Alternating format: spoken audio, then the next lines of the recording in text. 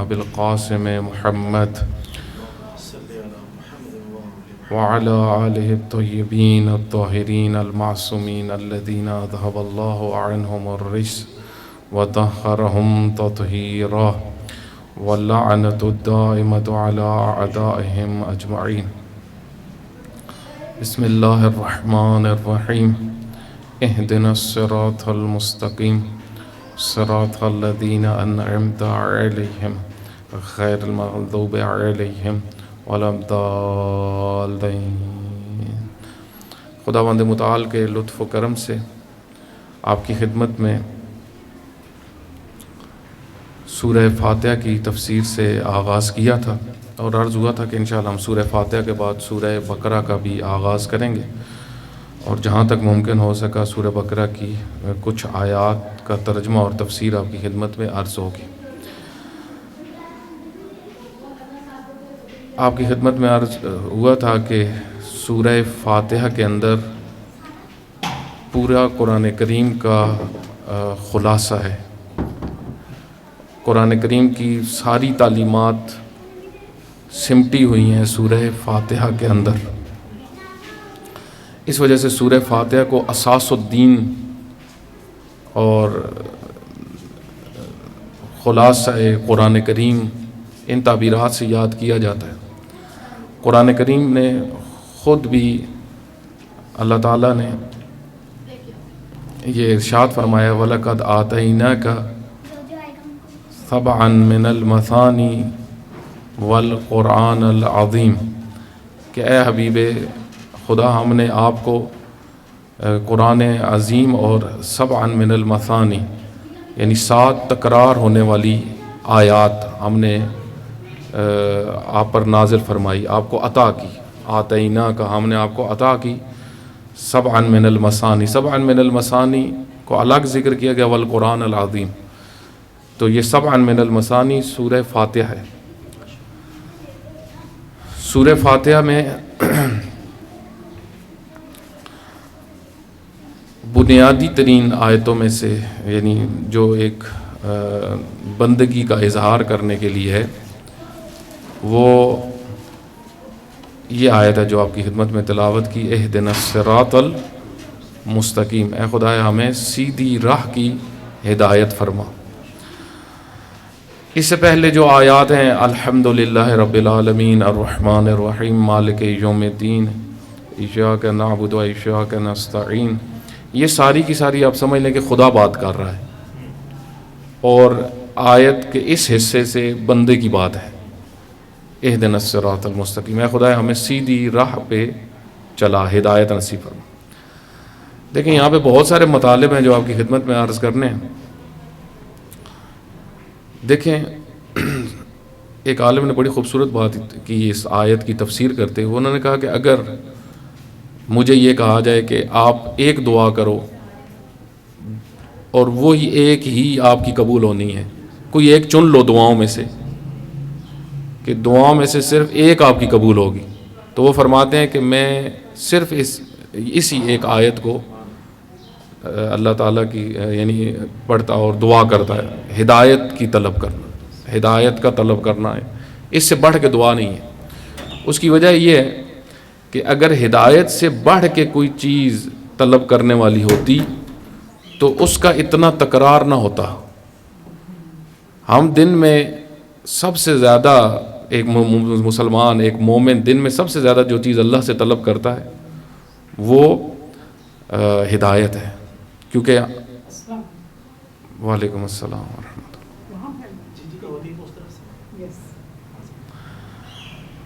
اگر ہم واجب نمازیں پڑھتے ہیں صرف واجب تو اس میں کم از کم 10 دفعہ ہم ہدایت طلب کرتے ہیں اللہ تعالیٰ سے، کم از کم 10 دفعہ. اور اگر نوافل بھی پڑھتے ہیں تو اس سے زیادہ. حتیٰ آپ دیکھیں رسول اللہ صلی اللہ علیہ وآلہ وسلم جن پہ تہجد بھی واجب تھے تو وہ اس کا مطلب ہے ہم سے بھی زیادہ اللہ تعالیٰ سے ہدایت طلب کرتے تھے، کیونکہ ہدایت سے بڑھ کے کوئی اور چیز نہیں ہے. اب یہاں پہ توجہ کری کہ اے خدا ہمیں سیدھی راہ پہ چلا. بہت سارے لوگ ایسے ہیں کہ جو چند چند نوعیتیں ہو سکتی ہیں کن کی راہ پہ ہم چل رہے ہیں، چند قسمیں ہو سکتی ہیں. بہت سارے لوگ ہیں جو اپنی خواہشات پہ چلتے ہیں، راہ خدا پہ نہیں چلتے، اپنی خواہشات پہ چلتے ہیں، خواہشات کے مطابق زندگی گزار رہے ہوتے ہیں. افرأیت من اتخذ الہہ ہوا، اے حبیب آپ نے اس شخص کو دیکھا جو اپنی خواہش کو خدا سمجھتا ہے. بعض کی خواہشات ہی ان کا خدا ہیں، یعنی جو چاہتے ہیں وہ کرتے ہیں، کسی حد کسی قید کے پابند نہیں ہیں. دوسری کنڈیشن یہ ہو سکتی ہے کہ لوگوں کی خواہشات پہ چلنا، اپنی خواہشات نہیں، لوگوں کی خواہشات. لوگ کیا چاہتے ہیں؟ بہت سارے اپنی خواہشات پہ نہیں چل رہے ہوتے لیکن لوگوں کی خواہشات پہ چل رہے ہوتے. تیسری کنڈیشن یہ ہوتی ہے کہ طاغوتوں کی خواہشات پہ چلنا، ظالموں کی، طاغوتوں کی جو منشا ہے اس کے مطابق. آپ دیکھیں آج آپ سوسائٹی میں دیکھ سکتے ہیں کہ ایک بڑی تعداد طاغوت جو چاہتے ہیں، عوام بھی ایک بڑی تعداد وہی کچھ کر رہی ہے. اپنی خواہشات پہ نہیں چل رہے، لوگوں کی خواہشات پہ بھی نہیں چل رہے، طاغوتوں کی خواہشات پہ چل رہے. ایک تعداد وہ ہے کہ جو وسوسہ شیطانی کے پیچھے چلتی ہے، یعنی جو شیطان وسوسہ بھیجتے ہیں اسی پہ چل پڑتے ہیں. کچھ لوگ وہ ہیں کہ جو نیک اچھے لوگ جو معاشرے کے ہیں، نیک لوگ آپ جن کو کہہ سکتے ہیں، ان کے پیچھے چلتے ہیں. یہ سب کی سب راہیں جو ہیں یہ موجود ہیں، لیکن ہمیں کس پہ چلنا ہے؟ صراط مستقیم، اللہ کی راہ پہ، راہ خدا، راہ رسول اللہ صلی اللہ علیہ وسلم، راہ امام علیہ السلام، امیر المومنین علی ابن ابی طالب علیہ السلام. اسی وجہ سے بیان ہوا ہے کہ صراط مستقیم سے ایک مراد راہ امام ہے، راہ امامت ہے. امامت کی راہ پہ جو چل رہا ہے، امام اپنے وقت کے امام کی راہ پہ جو چل رہا ہے وہ صراط مستقیم پہ چل رہا ہے. اچھا، اب ایک یہ کنڈیشنز ہوگی کہ بعض اوقات ہم لوگوں کی خواہش کے مطابق چل رہے ہوتے ہیں، بعض اوقات اپنی خواہش کے مطابق، بعض اوقات طاغوتوں کی خواہشات کے مطابق، بعض اوقات اچھے لوگوں کی خواہشات کے مطابق، بعض اوقات شیطانی وسوسوں کے مطابق. ان میں سے ہم نے کسی راہ پہ بھی نہیں چلنا. ہم نے چلنا ہے کس راہ پہ؟ اللہ کی راہ. اچھا، پھر ایک اور کنڈیشن بھی بن سکتی ہے. میں کچھ کنڈیشنز آپ کی خدمت میں عرض کر رہا ہوں. ایک کنڈیشن یہ ہو سکتی ہے کہ انسان خود ٹھیک ہے، راہ غلط ہے. پہلی کنڈیشن یہ. دوسری کنڈیشن یہ ہے کہ انسان خود غلط ہے، راہ ٹھیک ہے. توجہ کر رہے ہیں؟ تیسری کنڈیشن یہ ہے کہ انسان خود بھی غلط ہے، راہ بھی غلط ہے. اور چوتھی کنڈیشن کیا ہے؟ انسان خود بھی ٹھیک ہے، راہ بھی ٹھیک ہے. بس کتنی کنڈیشن ہو گئی؟ 4. انسان خود ٹھیک، راہ غلط. انسان خود غلط، راہ ٹھیک. انسان خود بھی غلط، راہ بھی غلط. انسان خود بھی ٹھیک، راہ بھی ٹھیک. دیکھیں یہ جو آیت بیان کر رہی ہے، اہدنا الصراط المستقیم، اہدنا، اے خدا مجھے ہدایت دے. پہلے تو مجھے ٹھیک ہونا چاہیے نا. دیکھیں جب میں ٹھیک ہوں گا تو میں راہ مستقیم پہ چلوں گا. دونوں چیزیں پرفیکٹ ہونا ضروری ہیں. بعض لوگ خود اچھے ہوتے ہیں، ان کی راہ غلط ہوتی ہے، غلط راہوں پہ زندگی گزار رہے ہوتے ہیں. مثلا میں مثال آپ کو دیتا ہوں. فرض کریں کوئی انسان اچھا ہے لیکن عقیدہ اس کا مثلا منحرف ہو گیا. خود اچھا ہے، اچھا بولتا ہے، اچھی بات کرتا ہے، اچھا اخلاق ہے، نماز بھی پڑھتا ہے، لیکن عقیدہ غلط ہے. تو ہمیں جو خداوند متعال تعلیم فرما رہا ہے وہ یہ کہ اہدنا الصراط المستقیم، اللہ سے ہدایت کی راہ طلب کرو. اور پھر اللہ کی راہ ہی درست ہے. اللہ تعالیٰ خود فرماتا ہے قرآن کریم میں، ان اعبدونی ھذا صراط مستقیم، میری راہ، ان اعبدونی، میری عبادت کرو، ھذا صراط مستقیم، یہی راہ سیدھی راہ ہے. یا میری راہ سیدھی راہ ہے یا میرے رسول کی راہ سیدھی راہ ہے، رسول اللہ کی راہ سیدھی راہ ہے. وہ اللہ تعالیٰ کس طرح فرماتا ہے، انک لمن المرسلین علی صراط مستقیم، آپ مرسلین میں سے ہو اور آپ سیدھی راہ پر ہو، علی صراط مستقیم. آپ دیکھیں ایک اور نکتہ یہاں پہ بہت مہم ہے، بہت امپورٹنٹ ہے، جس کی طرف ہمیں توجہ کرنے کی ضرورت ہے. وہ یہ کہ رسول اللہ صلی اللہ علیہ وسلم جو خود ہی ہدایت ہیں، لیکن وہ بھی دعا کرتے ہیں نماز میں، کیا اہدنا صراط المستقیم، ہے خدا مجھے سیدھی راہ پہ چلا، ہدایت دے. جو علا علی صراط مستقیم، رسول اللہ علی راہ مستقیم پر ہیں، انک لمن المرسلین علی صراط مستقیم، آپ مرسلین میں سے ہو اور سیدھی راہ پر ہو، علی یعنی سوار، رسول اللہ سیدھی راہ پہ سوار ہیں، لیکن اس کے باوجود بھی دعا کر رہے ہیں۔ اس سے پتہ چلتا ہے کہ سب سے زیادہ جو چیز مہم ہے انسان کے لیے وہ ہدایت طلب کرنا ہے، ہمیشہ انسان اللہ سے ہدایت طلب کرے۔ اس کی وجہ کیا ہے؟ اس کی وجہ یہ ہے کہ آگے آ رہا ہے آیت میں جو کہ خدا غیر المغضوب علیہم،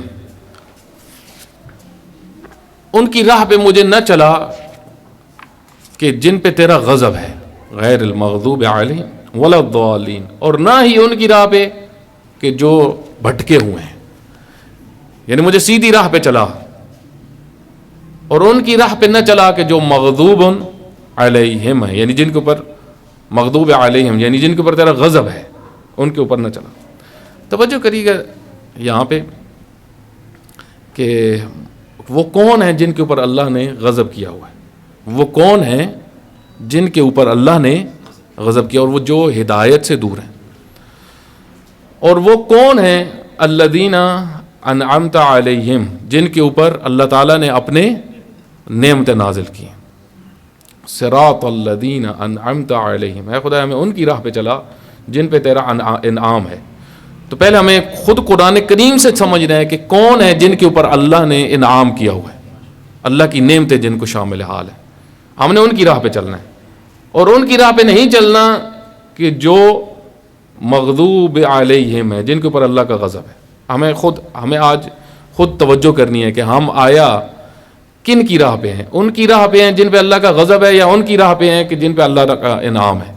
تو اللہ کا انعام کن پہ ہے؟ سورہ نساء کی آیہ نمبر 69 میں خداوند متعال فرماتا ہے کہ وَمَن يُطِعِ اللَّهَ وَالرَّسُولَ فَأُولَٰئِكَ مَعَ الَّذِينَ أَنْعَمَ اللَّهُ عَلَيْهِم مِّنَ النَّبِيِّينَ وَالصِّدِّيقِينَ وَالشُّهَدَاءِ وَالصَّالِحِينَ وَحَسُنَ أُولَٰئِكَ رَفِيقًا۔ چار گروہ اللہ فرما رہے ہیں جن پہ ہمارے انعام ہے، جن پہ ہمارا لطف ہے، چار گروہ۔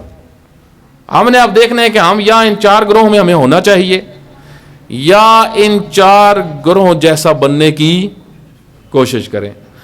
اللہ تعالیٰ اس آیت میں فرماتا ہے جو اللہ کی اطاعت کرتا ہے، جو اللہ کی اطاعت کرتا ہے اور اس کے رسول کی اطاعت کرتا ہے، جو اللہ کی مانتا ہے اور اس کے رسول کی مانتا ہے، یہ وہ لوگ ہیں جن کے اوپر اللہ نے انعام کیا ہوا ہے۔ یعنی در حقیقت اطاعت، دیکھیں اطاعت بہت مہم چیز ہے۔ ہماری زندگیوں میں سب سے بڑا مسئلہ کیا ہے؟ ہم حضرت علی علیہ الصلوۃ والسلام کو مانتے ہیں، ان کی اطاعت نہیں کرتے۔ اللہ فرما رہا ہے اطیعوا اللہ واطیعوا الرسول واولی الامر منکم، اللہ کی اطاعت کرو، رسول اللہ کی اطاعت کرو، اور اولی الامر کی اطاعت کرو۔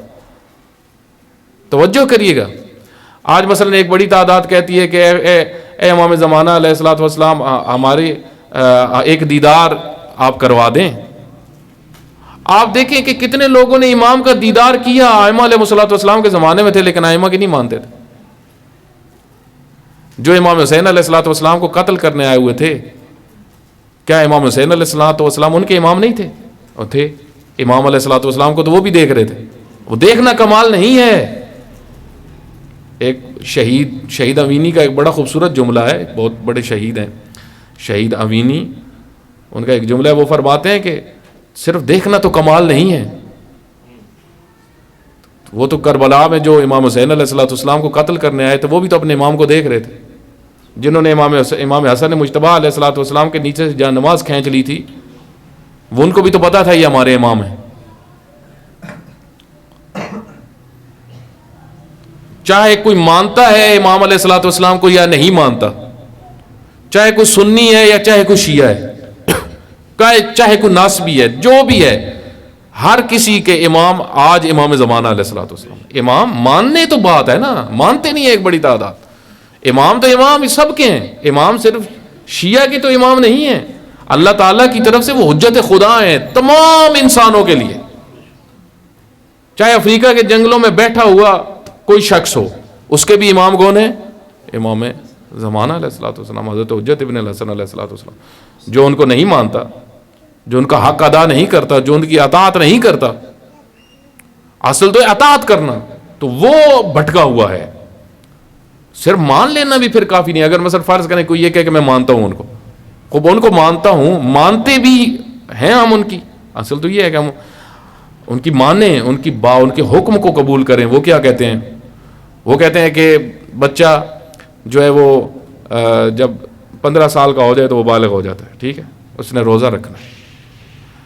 بچی جب 9 سال کی ہو جاتی ہے تو اس نے روزہ رکھنا ہے. ہمارے ہاں آپ دیکھیں، ہم کہتے ہیں نہیں، ہمارے عموماً خواتین آپ دیکھیں وہ کہتے ہیں ابھی میرا بچہ 20 سال کا ہو گیا، ابھی چھوٹا ہے، اس کے اوپر روزہ اس کے لیے سخت ہو جائے گا. یعنی بہت محبت شفقت سے اپنی طرف سے وہ کر رہی ہوتی ہیں، اور ایک لحاظ سے شفقت ہوتی ہے، لیکن ان کو یہ علم نہیں کہ اللہ آپ سے بھی زیادہ شفیق ہے بندے پہ. اللہ سے زیادہ تو انسان سے کسی کو محبت نہیں. اللہ نے تمہیں پیدا کیا، ماں کے دل میں کس نے محبت رکھی؟ اللہ نے رکھی. تو اللہ کو علم ہے کہ اس نے روزہ رکھنا ہے، اس کی بھلائی اسی میں ہے. امام علیہ الصلوۃ والسلام کا حکم ہے، لیکن ہم کیا کرتے ہیں؟ ہم کہتے ہیں نہیں، ابھی ہمارے اس عمل کرنے کو موڈ نہیں کر رہا. اب کافی عرصہ ہم چھوٹے ہوتے تھے تو ہمارے ہمسائے میں ایک فیملی تھی، تو وہ چلے گئے ہمارے ہمسائے سے، تو وہ ان کے بچے جوان تھے. تو وہ جو ان کی والدہ تھی وہ کئی دفعہ یہ جملہ ہم نے ان سے سنا، وہ کہتے تھے میرے بھی چھوٹے چھوٹے بچے ہیں، روزہ تھوڑی ان پہ واجب ہے، چھوٹے چھوٹے. وہ آپ کے نزدیک چھوٹے ہی ہوں گے، ماؤں کے نزدیک ٹھیک ہے، والدین کے نزدیک بچے ہمیشہ چھوٹے ہی رہتے ہیں، لیکن جب بالغ ہو جائیں تو پھر ان کے اوپر وظائف شرعی آ جاتے ہیں، انہوں نے انجام دینے ہوتے ہیں. تو اصل میں کیا ہوتا ہے کہ ہم بہت ساری چیزوں کا ہم نے بہانہ بنایا ہوا ہوتا ہے، بہت سارا. آج آپ دیکھیں ہمارے اندر ایک بڑی تعداد جن کو اہل بیت علیہ الصلوۃ والسلام نے غالی کہا ہے، غالی عمل نہیں کرتے، کہتے ہیں نماز کی ضرورت نہیں ہے. معصومین علیہ الصلوۃ والسلام فرماتے ہیں کہ ہماری شفاعت اس کو نصیب نہیں ہوگی جو نماز کو وقت پہ نہیں پڑھتا، اہمیت نہیں دیتا. نہ پڑھنے والا تو پتہ نہیں کہاں ہوگا، جو وقت پہ نہیں پڑھتا اور اہمیت نہیں دیتا نماز کو. امام جعفر صادق علیہ الصلوۃ والسلام کے آخری وقت جو وصیت تھی دنیا سے جاتے ہوئے، امام نے فرمایا میرے شیعہ کو بتا دینا جو نماز کو ہلکا سمجھتا ہے اس کو ہماری شفاعت نصیب نہیں ہوگی. یہ کہتے ہیں کہ نہیں، جان دو جو کرو جان دو. نہیں، یہ اس طرح نہیں، ہم نے ان کی اطاعت کرنی ہے. وہیں یطع اللہ ورسولہ، وہ 4 گروہ ہیں جن کے اوپر اللہ کا انعام ہے، نعمتیں اللہ کی. من النبیین، نبی، والصدیقین، سچے. صدیقین سے مراد اہل بیت علیہ الصلوۃ والسلام، ائمہ معصومین علیہ الصلوۃ والسلام. والشہداء، جن کے اوپر اللہ کا خاص لطف ہے، شہید. شہداء روز قیامت شفاعت کریں گے جو اللہ کی راہ میں قتل ہو، جو راہ خدا میں اپنا خون پیش کر دے. وہ ان پہ اللہ کا انعام ہے، ان پہ اللہ کا خاص لطف ہے. والصالحین، اور چوتھا گروہ صالح لوگوں کا، صالحین کا، جو اچھے عمل کرتے ہیں، صالح عمل کرتے ہیں، جو ایمان رکھتے ہیں اور عمل صالح رکھتے ہیں. ان 4 گروہوں کے اوپر اللہ کا خاص انعام ہے. ہم اب سوچیں کہ ہم صالحین میں ہیں یا نہیں ہیں، کیونکہ نبیوں میں سے بھی نہیں ہیں. صدیقین کا بھی درجہ ایک درجہ ہوتا ہے، صدیقین البتہ معصومین علیہ الصلوۃ والسلام اس کا اتم مصداق ہے. سب سے بڑا مصداق صدیقین کا خود سیدہ فاطمہ الزہرا سلام اللہ علیہ، صدیقہ، ہی صدیقۃ الکبریٰ. صدیقہ وہ شخصیت ہوتی ہیں جن کے قول اور فعل میں ہمیشہ سچائی ہو، جن کے قول اور فعل میں کبھی بھی جھوٹ نہ ہو، جن کے جو بات ہو وہی عمل ہو، اس کو کیا کہتے ہیں؟ صدیقہ. اسی وجہ سے حضرت خدیجہ الکبریٰ کو بھی صدیقہ کہا جاتا تھا. حضرت خدیجہ الکبریٰ سلام اللہ علیہ بھی صدیقہ تھی. ہم صالحین میں سے بنے تاکہ اللہ کے ہمارے اوپر لطف ہو. اولئک وحسن اولئک رفیقا.